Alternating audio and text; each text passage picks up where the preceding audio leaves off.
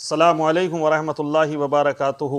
दोस्तों, आज मैं एक वीडियो और आपके सामने लेके हाज़िर हुआ हूँ महमूद मदनी के ताल्लुक़ से कि महमूद मदनी ने ओवैसी साहब के बारे में क्या कहा है। मैं इस वीडियो के अंदर आपको दिखाऊंगा। असदुद्दीन ओवैसी वो शेर कलंदर है जो बातिल की आंखों में आंखें डाल के देखता है, कभी किसी से झेंपता नहीं। तो ये महमूद मदनी क्या कह रहे हैं कि असदुद्दीन ओवैसी कोई सियासतदान नहीं, उससे सियासत करना नहीं आती है। तो देखिए महमूद मदनी का ये कौल सही है या गलत है। और वो कह रहे हैं कि असदुद्दीन ओवैसी की महफिल में लोग काफ़ी तादाद में इकट्ठे होते हैं, वो सारे के सारे बेवकूफ़ हैं, सारे कोई अच्छा इंसान नहीं है। अच्छा इंसान महमूद मदनी कह रहे हैं ओवैसी की पार्टी में शामिल हो ही नहीं सकता। ये असदुद्दीन ओवैसी बिल्कुल बेकार इंसान है। तो आइए महमूद मदनी के बयान को सुनिए, क्या ये सही कह रहे हैं? जहाँ तक जानता हूँ 100% उनसे डिसएग्री करता हूँ, उनके पॉलिटिक्स से, पॉलिटिकल अप्रोच से भी डिसएग्री करता हूँ, क्योंकि उनकी पॉलिटिकल अप्रोच उस पॉलिटिकल अप्रोच को सपोर्ट करती है जो बांटने वाली है, और उससे उनको भी कुछ फायदा होता है, दूसरों को उससे भी ज्यादा फायदा होता है। तो ये उनकी पॉलिटिकल अप्रोच की बात, अपना डिसएग्रीमेंट शो करता हूं।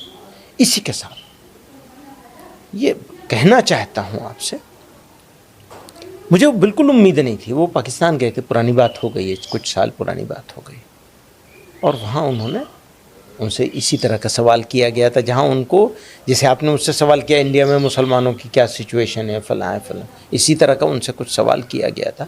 ऐसा दो टू ब्लंट जवाब दिया था उन्होंने, रिकॉर्ड किए जाने के काबिल है। तो सारी चीज़ों को मिला के देखा जाएगा। जहाँ तक उनके भाई का ये था कि 15 मिनट के लिए हटा दो,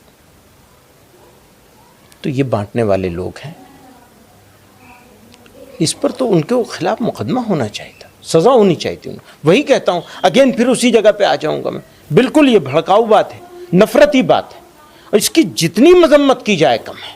लेकिन सर, उन्हीं के पीछे इतनी मुसलमानों की भीड़ भी तो खड़ी होती है, वो खुश होती है, वो ताली मारती है जब वो कहते हैं 15 मिनट पुलिस हटा लो। ऐसा है, इसी तरह की बहुत सारी बात, बहुत सारे लोग उधर भी बोलते हैं, वहाँ भी जमा हो जाती है भीड़। तो पागल लोगों का तो मजमा है, पब्लिक में पागल लोग तो हो ही जाते हैं जमा।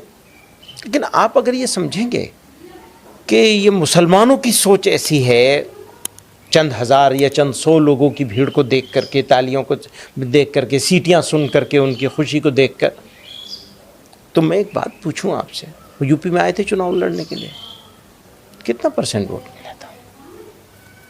नहीं मिला ना, वोट तो नहीं दिया लोगों ने। लोगों ने अपना नेता नहीं मानते हैं, मैं पूरे एतमाद के साथ कहता हूँ। अब ये ठीक है कि वो मौका मिला हुआ है उनको बोलने का, और बोल करके फ़ायदा उठाते हैं। वो अभी खड़े हुए थे तेलंगाना के चुनाव में इतने ज़ोर शोर के साथ, हैदराबाद के अलावा कहीं वोट दिलवा सके उसे?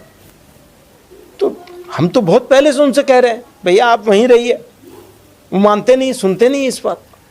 नहीं, पर वो उनके बयान इतने भड़काऊ होते हैं कि एक और मस्जिद शहीद, नामुनासिब बयान होते हैं, बिल्कुल नामुनासिब, अनबेरेबल होते हैं, अनबेरेबल, बिल्कुल अनबेरेबल होते हैं। कई सारे बयान। आप कहेंगे मुसलमानों को ओवैसी साहब के बयानों को थोड़ा साइड में कर देना चाहिए, बच के रहना चाहिए? हाँ। तो महमूद मदनी के इस बयान के बाद में सुप्रीम कोर्ट के वकील महमूद पराचा ने क्या जवाब दिया है। बहुत बढ़िया जवाब दिया है महमूद मदनी और अरशद मदनी के बारे में। महमूद पराचा कह रहे हैं कि ये महमूद मदनी जो है RSS का एजेंट है, और मौलाना अरशद मदनी भी RSS के एजेंट हैं, क्योंकि यही लोग उस असदुद्दीन ओवैसी साहब को बुरा भला कहते हैं और उनकी जमात में जुड़ने से लोगों को रोकते हैं। असदुद्दीन ओवैसी वो शेर कलंदर है जो बातिल की आंखों में आंखें डाल के देखता है और बेबाकी के साथ जवाब देता है। आइए उनका महमूद पराचा का भी आप बयान सुनिए। ये सुप्रीम कोर्ट के वकील हैं, वो क्या कह रहे हैं। अरशद मदनी और महमूद मदनी नहीं, दलाल हैं ही, दलाल ही हैं। अरशद मदनी दलाल हैं RSS के, अब ठीक है। महमूद मदनी दलाल हैं RSS के, अब ठीक है। क्लैरिटी से कर दिया। करें केस, मैं साबित करूंगा, मेरे पास सबूत है। करें। हो गई आपकी सवाल का जवाब मिल गया। एक अधिवेशन से आपने इतना नाम, एक से नहीं, मैं इनको ऑब्जर्व कर रहा हूं पिछले 8 साल से। मेरे पास सबूतों का गट्ठा लगा हुआ है। गट्ठा मतलब पूरा कमरा भर जाएगा, इतने सबूत है मेरे पास। करें ना हिम्मत, करें डिफेमेशन का केस, अरशद मदनी, महमूद मदनी करें। ये दोनों दलाल हैं आरएसएस के, और बाकी भी बहुत सारे दलाल हैं, लेकिन आज इन दोनों का ही बताना जरूरी है। सर, ये मदनी भतीजा और चाचा, इनकी जोड़ी और जमाते उलमा हिंद, दोनों के सिद्धांत अलग हैं या उसी हिसाब से चला रहे हैं? देखिए, सिद्धांत तो इनके इतने अच्छे हैं जिसका आप और हम शायद अंदाजा भी नहीं लगा सकते, लेकिन ये अपने सिद्धांतों से हटके आरएसएस की दलाली कर रहे हैं। ये है, इनके बुजुर्गों ने कुर्बानियां दी हैं, ये अपने बुजुर्गों की कुर्बानियों का एक तरीके से जो कहते हैं ना सूद वसूल कर रहे हैं, वरना लोग इनकी शक्ल देखना पसंद ना करें आज, अगर ये उस खानदानों से ना आते हो तो। समझ गए आप बात? ये है, ये जो कहते हैं, जो मनुवाद की जो साम दाम दंड भेद जो है ना, ये वो उसका जीता जागता नमूना है। जो ये कहते हैं, जो ये नजर आते हैं, वो ये नहीं। मुझे इस बात का बड़ा अफसोस है कि उस रैली के बाद जो हमारे अपने हैं, जो अपने आप को मुसलमान कहते हैं, जिन्हें मालूम है कि मुसलमानों के लिए हमारे नबी करीम सल्लल्लाहु अलैहि वसल्लम, हम उन्हें अपनी जान से ज्यादा मोहब्बत करते हैं, उनके लिए जान कुर्बान करने के लिए तैयार है। उन्होंने मीडिया से कहा कि नहीं, ये जो इतने सारे लोग आए हैं, इन्हें सियासत करना है, इन्हें राजनीति करना है। अरे मेरे आका के नाम के ऊपर ऐसे सौओं से कुर्सियां कुर्बान करेंगे हम, कोई फर्क नहीं पड़ता। 22 तारीख की रात मुझे ये बताया गया कि इम्तियाज भाई, इतना बड़ा आप रिस्क मत लीजिए। पहले आप खासदार थे, मेंबर ऑफ पार्लियामेंट थे, आपकी हिफाजत करने की जिम्मेदारी सरकार की थी। आप इतने सारे लोगों को लेकर निकल रहे, अगर कुछ हो गया तो आपके ऊपर आएगा। मैंने कहा, ये जितने लोग चल रहे हैं, ये सिर्फ एक आवाज के ऊपर चल रहे हैं, और वो आवाज यही है कि तेरा मेरा रिश्ता क्या, तेरा मेरा रिश्ता क्या। ये सोच रहे थे कि तुम ही लगाओगे। अरे अल्हम्दुलिल्लाह, इसके लिए हम अपनी जानें कुर्बान कर सकते हैं। सुनो, इसके लिए हम अपनी जानें कुर्बान कर सकते हैं। तो एक मर्तबा जाकर एकनाथ शिंदे, देवेंद्र फडणवीस, अजीत पवार, वो रामगिरी का गला पकड़ के बाहर लाओ, नहीं तो हमको बताओ। कोई भी भगवा चोला पहनकर मैं साधु, मैं महाराज, और हद तो ये हो गई। मुख्यमंत्री साहब, आप महाराष्ट्र के मुख्यमंत्री हैं, आप किसी एक जात के और किसी एक धर्म के नहीं हैं, मेरे भी मुख्यमंत्री हैं आप।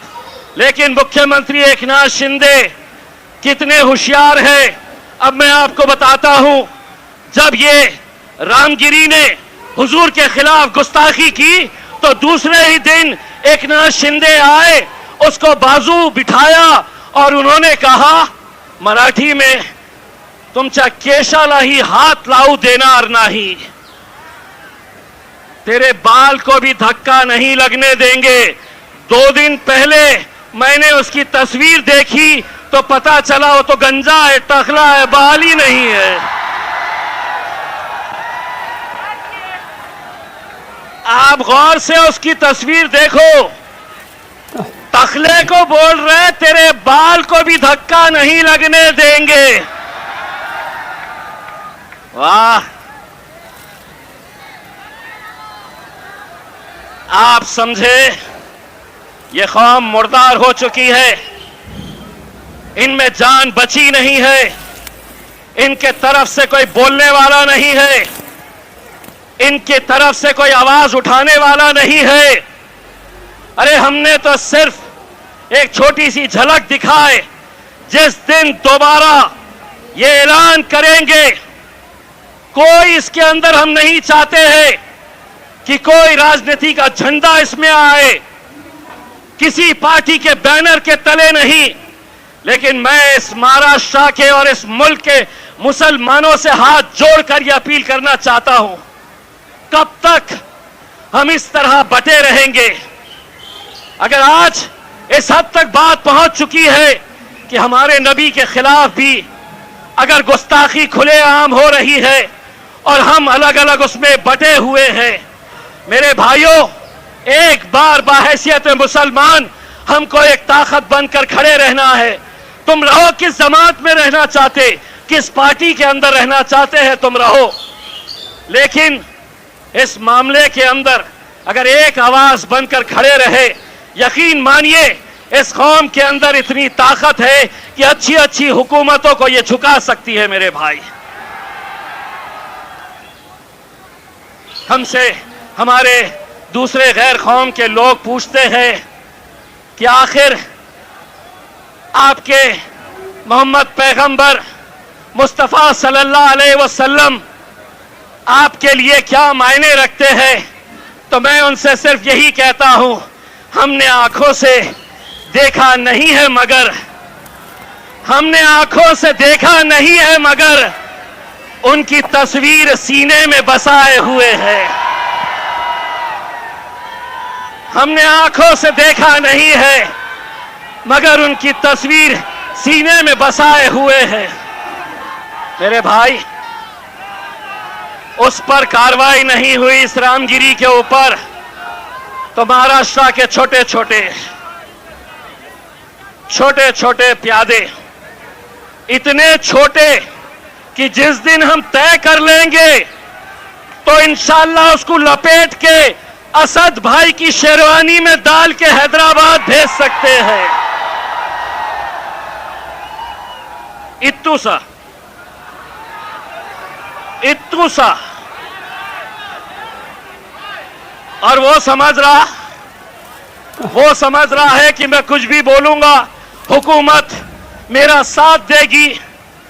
अरे खुद अकेले घूमता नहीं है, 6 गाड़ियां लेकर, बाउंसर्स और पुलिस वाले लेकर, अगर सही मर्द का बच्चा है तो इस इलाके में अकेले बुलेट के ऊपर आके बता, सड़क चलते लड़के तेरे को टप्पू कैसा मारेंगे।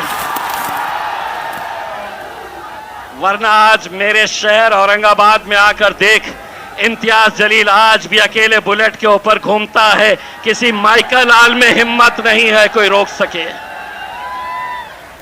मस्जिद में घुस के बोले मुसलमानों को चुन चुन के मारेंगे। आपा हटा दो, सब हटा दिए, ये हटा दीजिएगा पीछे, ओ आपा पीछे।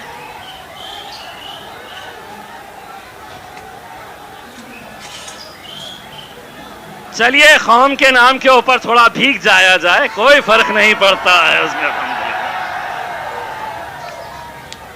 तो इस तरह के बयानात होने के बावजूद भी मैं आज हुकूमत से यह सवाल कर रहा हूं, क्या इस तरह का बयान अगर हमारे मुंह से, हमारी जबान से निकलता तो शायद ये ग्राउंड छोड़ने से पहले खाकी वर्दी वाले आके हमारे सामने खड़े हो जाते।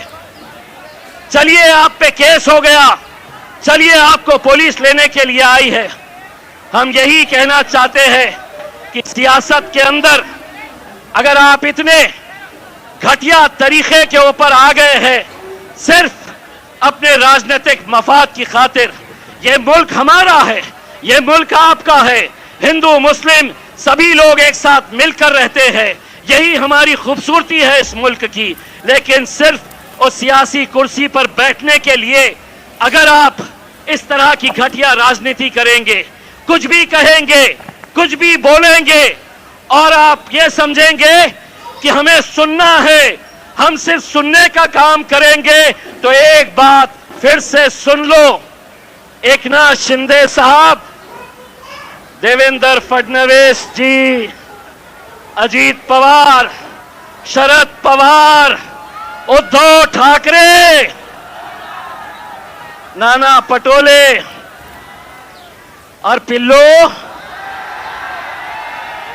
तू भी सुन ले, पिछले 76 सालों से तुम लोग बोलते आए थे और हम सुनने का काम करते थे। अब मजलिस आई है, अब हम बोलेंगे और तुम्हारे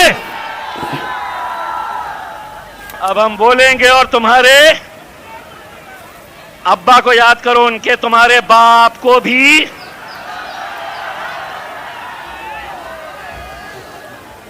अब हम बोलेंगे और तुम्हारे, अबे सुनाओ उनको। मेरे भाई, मैं आज, मुझे इतना फख्र है, मुझे आज इतनी खुशी है कि मेरे कायद बैरिस्टर असदुद्दीन अवैसी साहब जब होटल से निकल रहे थे तो उन्हें बहुत सारे लोगों ने कहा कि साहब बारिश बहुत तेज हो रही है, आज जलसा करना मुमकिन नहीं है। असद साहब ने पूछा कि वहां पे अगर 5 लोग भी होंगे, 5, तो मैं जाऊंगा, आंधी आए तूफान आए, मैं मेरी आवाम से बात करूंगा। ये जज्बा किसी में नहीं है मेरे भाई। हम भी आपकी तरह भीगने के लिए आए, लेकिन माइक वाले ने कहा कि साहब अगर माइक हमारा भीग गया तो ये माइक बंद हो जाएगा, तो इसलिए इसका सहारा लेना पड़ा। वरना ये तय कर लो, अगर आप धूप में बैठेंगे तो हम भी धूप में बैठेंगे, आप बारिश में बैठेंगे तो हम भी आपका बारिश में साथ देंगे। बस मैं आप लोगों से जाते जाते असद साहब को यहां बुलाने से पहले एक नारा चाहता हूं, तेरा मेरा रिश्ता क्या, तेरा मेरा रिश्ता क्या। नाज़रीन, आपने इन दोनों के बयान को सुना। महमूद मदनी क्या कह रहे हैं असदुद्दीन ओवैसी के बारे में।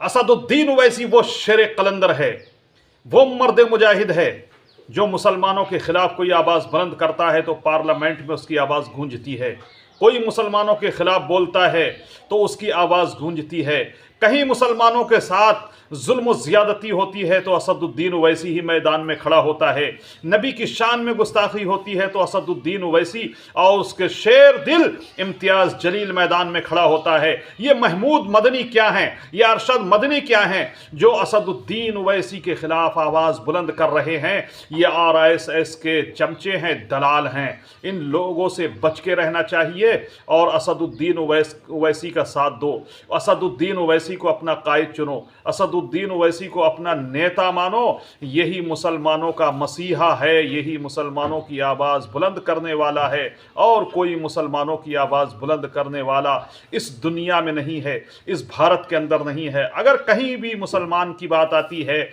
दलित की बात आती है, तो असदुद्दीन ओवैसी और उसके शेर ही मैदान में खड़े होकर गरजते हुए दिखाई देते हैं। हमारे नबी की शान में गुस्ताखी हुई तो बड़ी बड़ी पार्टियां, कोई भी मैदान में नहीं आया। यही शेर दिल असदुद्दीन ओवैसी और इम्तियाज़ जलील ने खड़े होकर ऐलान किया और ये साबित कर दिया कि हम अपनी सियासत के लिए नहीं, अपने नबी के शान पर अपनी जानों को भी कुर्बान कर सकते हैं, अपने माल को भी कुर्बान कर सकते हैं। जब एक रिपोर्टर ने इम्तियाज़ जलील से कहा कि आप अपनी सियासत चमकाने के लिए ये रैली कर रहे हैं, अपनी शान के लिए ये रैली कर रहे हैं, तो उन्होंने कहा ये ऐसी सियासत गंदी मैं नहीं करता। अगर मेरे नबी की शान में कोई गुस्ताखी करेगा, गुस्ताखी रसूल होगा, उसको मुंह तोड़ जवाब दूंगा। और ऐसी ये सियासत विधायक की या MP मैं अपने लात की, अपने पैर की ठोकर से मारता हूं।